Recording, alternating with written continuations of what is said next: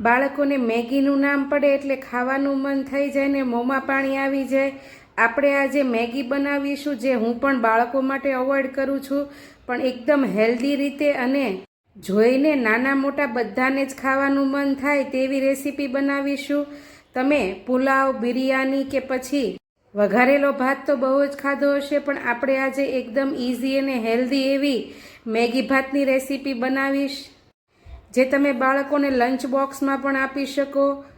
ને અત્યારે બાળકોને વેકેશનમાં તીખું ચટપટું કે કંઈક એવું ખાવાનું મન થાય ત્યારે જો મેગી તમારે સીધી ન દેવી હોય તો આવી રીતે હેલ્ધી રીતે બનાવીને પણ આપી શકો. તો મારી રેસીપી વિડીયો જોતા હોય ને ચેનલ સબસ્ક્રાઈબ ન કરી હોય તો સબસ્ક્રાઈબ કરી લેજો. બેલ આઇકન જરૂરથી દબાવજો, જેથી તમને મારી આવી નવી નવી રેસીપીના નોટિફિકેશન મળતા રહે. મેગી રાઈસ બનાવવાનું ચાલુ કરીશું. તો તેના માટે પહેલાં તો મેં વાટકાના માપથી 1 વાટકા જેટલા બાસમતી ચોખા લઈ લીધા છે. તમે ઘરમાં જે યુઝ કરતા હોય તે ગમે તે ચોખા પણ લઈ શકો. આ રાઈસમાં આપણે પાણી નાખીને 3 થી 4 વખત પાણી કાઢી આવી રીતે હાથ વચ્ચે ઘસીને રાઈસને એકદમ ચોખ્ખા કરી લેવાના છે. તેમાં સ્ટાર્ચનું સફેદ પાણી બધું જ નીકળી જાય ત્યાં સુધી ધોવાના છે. મેં 3 વખત આ રાઈસને ધોઈ લીધા છે. અને હવે જે વાટકાના માપથી આપણે રાઈસ લીધા હતા તે જ વાટકાના માપથી આપણે અહીં 2 વાટકા જેટલું પાણી એડ કરીશું અને ઢાંકીને થોડી વાર માટે એક બાજુ મૂકી દઈશું, લગભગ 30 થી 40 મિનિટ માટે. ત્યાં સુધીમાં આપણે રાઈસ બનાવવા માટેના વેજીટેબલ લઈ લીધા છે અને તેને લાંબી સ્લાઇસમાં કટ કરવાના છે, જેમાં બટાકા, ગાજર, કોબીજ, કેપ્સિકમ અને ડુંગળી મેં લીધી છે.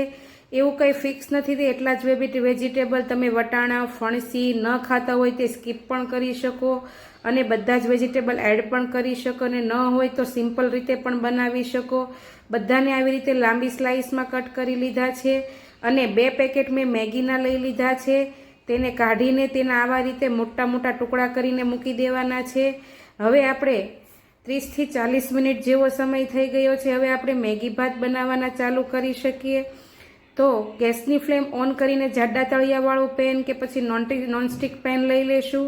વાસણ જાડા તળિયાવાળું લેવું. તેમાં 2 મોટી ચમચી જેટલું તેલ એડ કરીશું અને 1 ટુકડો આ રીતે બટરનો એડ કરીશું. તમે એકલી તેલમાં કે બટરમાં પણ બનાવી શકો. બટર મેગી પણ સારી લાગશે. હવે બટર મેલ્ટ થઈ જાય ત્યાં સુધી આપણે આવી રીતે ચમચાથી ચલાવી લઈશું.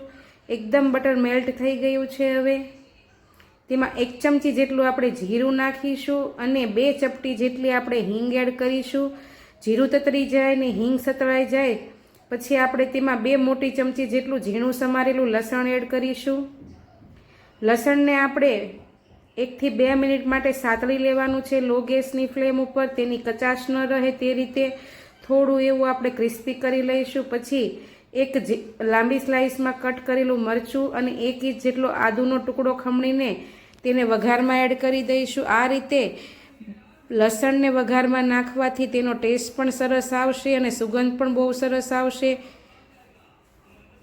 બધાને બરાબર સાતળી લઈશું. હવે 1 મોટી ડુંગળી મેં સ્લાઇસમાં કટ કરી આવી રીતે ચીરી જુદી જુદી કરી લીધેલી હતી હાથથી મસળી, તે એડ કરીશું અને તેમાં વેજીટેબલ આપણે જે લીધા છે તેના પ્રમાણે આપણે મીઠું એડ કરીશું.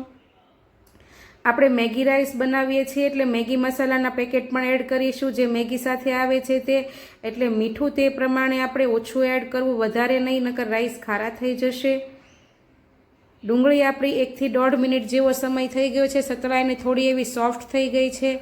હવે તેમાં આપણે જે 2 મીડિયમ સાઇઝના બટેકા આપણે મોટા ટુકડા કરીને રાખ્યા હતા તે એડ કરીશું અને તેને 2 થી 3 મિનિટ માટે આવી રીતે મિક્સ કરીને ઢાંકીને મૂકી દઈશું, જેથી બટેકા એકદમ સોફ્ટ થઈ જાય. 2 થી 3 મિનિટ જેવું થઈ ગયું છે અને તમે જુઓ તેમ બટેકા આવી રીતે ચમચાથી પ્રેસ કરશો તો કૂક પણ થઈ ગયા છે સરસ એવા. હવે આ સમયે આપણે તેમાં એક મીડિયમ સાઇઝનું મેં કેપ્સિકમ લાંબી ચીરમાં કટ કરીને રાખ્યું હતું, તે કોબીજની સ્લાઇસ અને ગાજરની સ્લાઇસ પણ હતી, તે ત્રણેય વસ્તુ એકસાથે મિક્સ કરીને મીડિયમ ગેસની ફ્લેમ ઉપર, ગેસની ફ્લેમ લો નથી રાખવાની પણ થોડી એવી હાઈ કરીને આવી રીતે ચલાવતા રહીને આપણે તેને કૂક કરવાનું છે. જેમ આપણે નૂડલ્સ કે પછી શેઝવાન રાઈસમાં સ્ટીર ફ્રાય કરીએ છીએ તે રીતે આવી રીતે મિક્સ કરતા જઈશું અને ચોળવતા જઈશું, જેથી વેજીટેબલ સોફ્ટ થશે પણ થોડા ક્રિસ્પી પણ રહેશે. આપણે એકદમ કૂક નથી કરવાના એટલે. તો વેજીટેબલ સરસ એવા કૂક થઈને સેજ સોફ્ટ પણ થઈ ગયા છે. હવે તેમાં આપણે થોડા સૂકા મસાલા એડ કરીશું. અડધી ચમચી જેટલો હળદર પાવડર, 1 ચમચી જેટલું લાલ મરચું પાવડર ને 1 ચમચી જેટલું આપણે ધાણા જીરું પાવડર એડ કરીશું.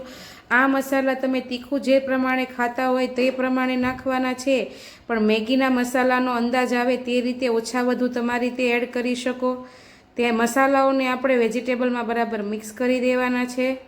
હવે જે રાઈસ આપણે પલાળીને રાખ્યા હતા તે પાણી સાથે જ આપણે તેમાં એડ કરી દેવાના છે અને ઉપરથી આપણે તેમાં 2 ચમચી જેટલું ઘી એડ કરીશું, જેથી રાઈસ જ્યારે બફાય ત્યારે મેગીની સાથે એકદમ છૂટો છૂટો દાણો રહે, લચકો ન થઈ જાય.